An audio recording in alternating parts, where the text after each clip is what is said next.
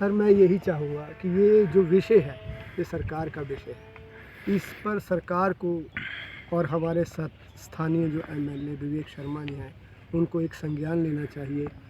नमस्कार, बहुत बहुत स्वागत आपका। और आज हम आपको ये जो जगह दिखा रहे हैं, ये है 1963 में आई गोविंद सागर झील के लठियानी घाट का नज़ारा, जहाँ पर कई वर्षों की मांग के बाद अब पुल का जो निर्माण कार्य है वो बनने जा रहा है। ये पुल लठियानी से मंदली के लिए पड़ेगा, जिससे ऊना की जो दूरी है वो 21 किलोमीटर के लगभग कम हो जाएगी। तो चलिए बात करते हैं इस मुद्दे पर स्थानीय युवा दिनेश से। सर, सबसे पहले मैं आप सबका बहुत बहुत धन्यवाद करता हूँ कि आप समाचार के माध्यम से और अपने फेसबुक या अपने इंस्टाग्राम के माध्यम से आप लोगों को इस पुल के निर्माण के बारे में रूबरू करवा रहे हैं। आप सभी के बीच में रखना चाहता हूँ कि इस पुल का निर्माण जो है वो लगभग 960 करोड़ की रुपए की लागत से किया जा रहा है। ये जो पुल हमारा लठियानी और मंडली के बीच में मिलेगा, इससे लगभग लठियानी और ऊना की जो दूरी है वो 20 किलोमीटर के करीब कम हो जाएगी, और जिसका लाभ स्थानीय जनता को मिलेगा, क्योंकि हर दृष्टि से ये झील जो है वो हमारे लिए बहुत उपयोगी भी रही है, हमारे लोगों के लिए, मछुआरों के लिए, और वहाँ पे बेसिक्स जो काम करते हैं, जैसे हमारे चाय की दुकान लगाते हैं या कोई भी छोटे मोटे काम हैं, पार बीडू में हमारे लोग जो यहाँ से मछली निकालते हैं, उस मछली के द्वारा उनका भरण पोषण होता है। तो मैं आप सभी से ये चाहता हूँ कि आप हमेशा इस झील पर आएँ और इस झील पर आके इस सौंदर्य का लुत्फ़ उठाएँ। इसी के बीच हमारे एक सामने टापू है जो कि पर्यटन की दृष्टि से भी बड़ा अच्छा लगता है। हम सरकार से भी ये गुजारिश करेंगे कि जैसे जैसे इस पुल का कार्य पूर्ण होने के कगार पर जाएगा, वैसे वैसे यहाँ पे और भी अपॉर्चुनिटियाँ लाई जाएँ। इसमें खेल संबंधी, जो हमारे तैराक संबंधी या पर्यटन संबंधी जो भी योजनाएं सरकार द्वारा मिले और हमें इसका पूर्ण सहयोग और लाभ प्राप्त हो। ये जो विषय है, ये सरकार का विषय है। इस पर सरकार को और हमारे साथ स्थानीय जो एमएलए विवेक शर्मा जी हैं, उनको एक संज्ञान लेना चाहिए कि हमारा ये जो झील का, पुल का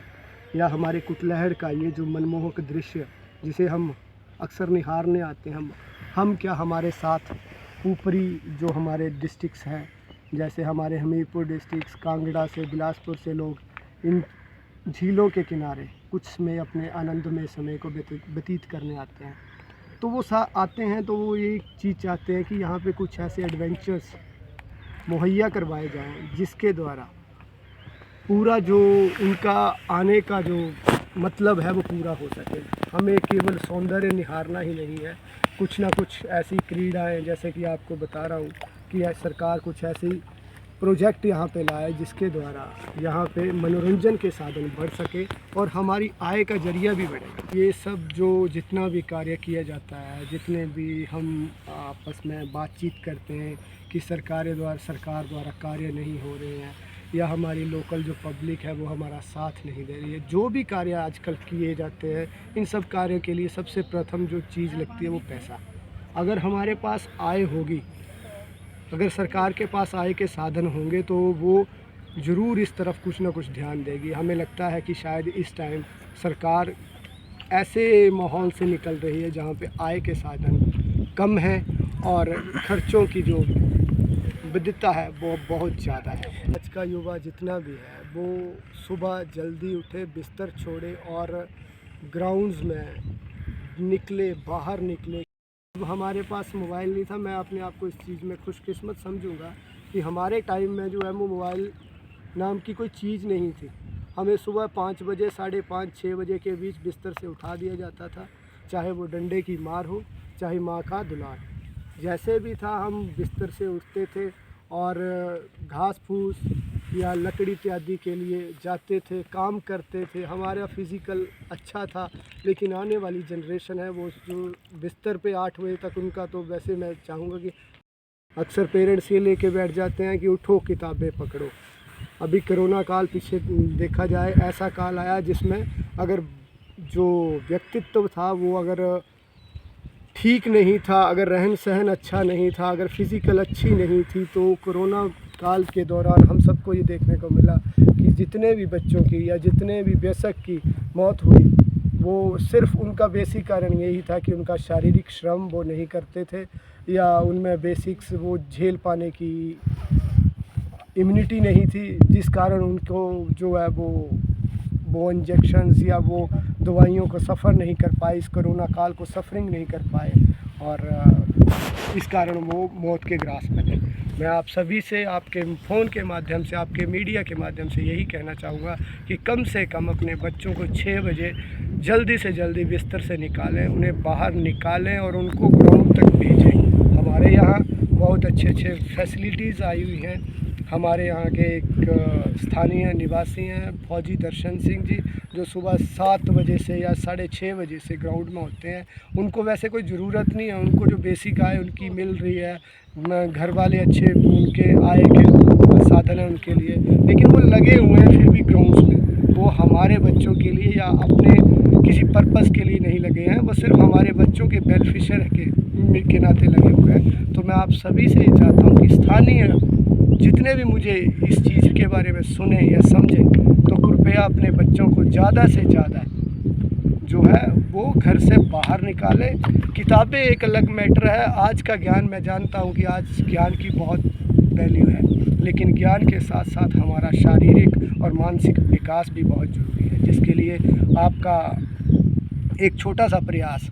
हम सब के लिए, हमारे बच्चों में के लिए, हमारे आने वाले कल के लिए एक उज्जवल भविष्य बनाएगा। हमारा क्या है, हम कहाँ से पैदा हुए, हमारे पीछे कितना हमारा इतिहास है, हम किस पूर्वजों के औलादें हैं, और कहाँ से हमारा जो है वो उत्थान हुआ है, कहाँ से हम आए हैं,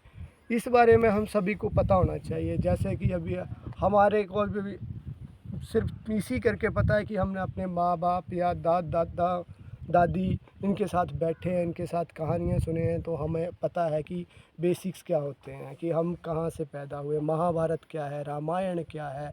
जो उपनिषद हैं वो क्या है, वेद क्या है। इस बारे में अगर हम बच्चों को ज़्यादा से ज़्यादा बताएं और अपनी संस्कृति के बारे में उनको लेकर जागरूक करें, तो वो दिन दूर नहीं है कि बच्चे इस चीज़ को समझेंगे और सही मार्ग पर चलेंगे। महिलाओं की जहाँ तक बात है कि महिलाएं इस जो धंधे में उतर रही हैं, ये एक शॉर्ट टर्म और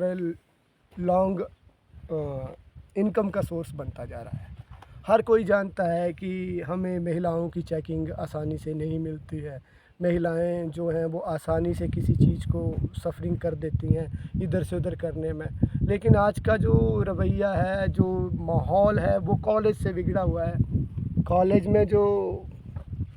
हमारे यार दोस्त बनते हैं और उसी के बीच कोई ऐसा एडिक्ट या आदी व्यक्ति हमारे साथ जुड़ जाता है जो ये समझता है, फिर वो हमें इमोशनली उस चीज़ में ब्लैकमेल करता है। महिलाएं जो है वो इमोशनली थोड़ा ज़्यादा ये रखती हैं कि हाँ जी मेरे साथ इतने प्यार से बात करता है, मेरे साथ ये है, लेकिन असली मंशा उनको उस बारे में नहीं पता होती है। वो एक आधी बार कहीं हमें पीछे भी सुनने को मिला कि पार्सल के द्वारा एक दूसरे को वो चिट्टा सप्लाई करती हैं या कुछ भी, तो उन्हें इस चीज़ के बारे में शायद पता भी ना हो कि वो क्या ले जा रही हैं। लेकिन इतना ज़रूर मैं कहना चाहूँगा कि आपका चाहे कोई कितना भी करीबी हो, महिलाओं के लिए स्पेशली ये बात है कि आपका कोई कितना भी करीबी हो, आप उसको भी थोड़ा सतर्कता से लें, और जो भी आपको कहीं पहुंचाने के लिए कोई सामान दे रहा है या कुछ दे रहा है, तो कृपया उसकी भी गहनता से खुद जांच करें, क्योंकि एक छोटी सी लापरवाही आपको जो है वो बड़ी मुसीबत में डाल सकती है। आने वाला समय ऐसा है कि महिलाओं को जो है वो सशक्त बनाया जा रहा है, उनके सशक्तिकरण पे काम किया जा रहा है। तो आप सभी महिलाओं से हाथ जोड़ मेरी विनती है कि आजकल ये जो फ़ोन के ज़रिए से, फेसबुक के ज़रिए से, इंस्टाग्राम के ज़रिए से ये फ्रेंड बनाने का जो माहौल तैयार किया गया है, हमारे जो लड़कियां हैं जो छोटी उम्र की हैं, जिन्होंने बेचारे ने घर से अभी तक कुछ देखा ना हो, कोई इनकम का सोर्स नहीं मिलता, उनको छोटे छोटे लालच देकर ये काम करवाया जा रहा है कि जैसे किसी को फ़ोन गिफ्ट कर दिया, आप मेरा ये पार्सल लेकर, यार मैं तेरे को फ़ोन गिफ्ट कर रहा हूँ, तो उसे ये पता नहीं है कि फ़ोन गिफ्ट करने के पीछे उसकी क्या मंशा है। और आजकल ये गरीब तबका है जो आगे इस दलदल में फंसता जा रहा है, क्योंकि जो चालाक व्यक्ति है वो जानता है कि जो अच्छे घर की लड़की होगी उसे किसी भी चीज़ की कोई ज़रूरत नहीं होगी, जो भी उसे प्रोवाइड करवाएगा वो उसका परिवार ही प्रोवाइड करवाएगा। लेकिन जो गरीब घरों की लड़कियां हैं वो इस चंगुल में ज़्यादा से ज़्यादा धंसती जा रही हैं। क्षति हुई है जो नशे के तौर पर जैसे हमारे युवा साथी हमें छोड़ के चले गए हैं, और जिनकी याद में हम हमेशा कई बार कुड़ते भी रहते हैं कि यार हमारा वो साथी आज हमारे साथ होता तो हमारे साथ और अच्छे चार चांद होते या हम और अच्छी ऊंचाइयों पे जाते। तो हम चाहते हैं कि कोई भी शायद परिवार ये नहीं चाहता है कि उनका आँखों के सामने उनका नौजवान बेटा या बेटी कोई ऐसी संगत में पड़े जिसके कारण शर्मिंदा हो।